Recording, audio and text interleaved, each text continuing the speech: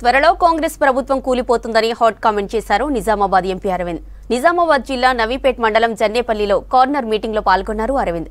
ఎన్నికల హామీలు అమలు చేయని రేవంత్ ప్రభుత్వానికి రాష్ట్రాన్ని పరిపాలించే అర్హత లేదని విమర్శించారు. కేంద్రం ఉచిత బియ్యం ఇస్తుంటే రాష్ట్ర ప్రభుత్వం పేదలకు రేషన్ కార్డులు ఇవ్వడం లేదన్నారు. గత ప్రభుత్వం కేంద్రం నిధులను పక్కదారి పట్టించిందన్నారు. కేసీఆర్ అవినీతిని పెంచి పోషించారని, అందుకే అధికారం కోల్పోయారన్నారు.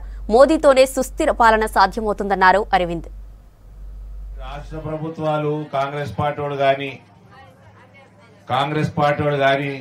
టీఆర్ఎస్ పార్టీ గాని రేషన్ ఫ్రీ నరేంద్ర మోడీ ఇలా రేషన్ కార్డు ఇవ్వడానికి ఏంది నొప్పో నాకు అర్థం కాదు. ఈ ఎలక్షన్ కాగానే ఈ కాంగ్రెస్ నొంగబెట్టైనా సరే 3 నెలల లోపల పెండింగ్ రేషన్ కార్డులన్నీ ఇప్పిస్తాం. మనందరికి బీమార్ అయితే కేవలం తెల్ల రేషన్ కార్డు ఉంటే 5 లక్షల రూపాయల ఇలాజ్ చేసుకోవచ్చు. 30 హాస్పిటల్ ఉన్నాయి నిజామాబాద్ జిల్లాలో. ఆయుష్మాన్ భారత్ పథకం కింద ఇలాజ్ చేయించుకోవడానికి 30 హాస్పిటల్ ఉన్నాయి. 5 లక్షల రూపాయల దాకా బిల్లు నరేంద్ర మోడీ కడతాడు. 5 లక్షల బిల్లు దాకా నరేంద్ర మోడీ కడతాడు.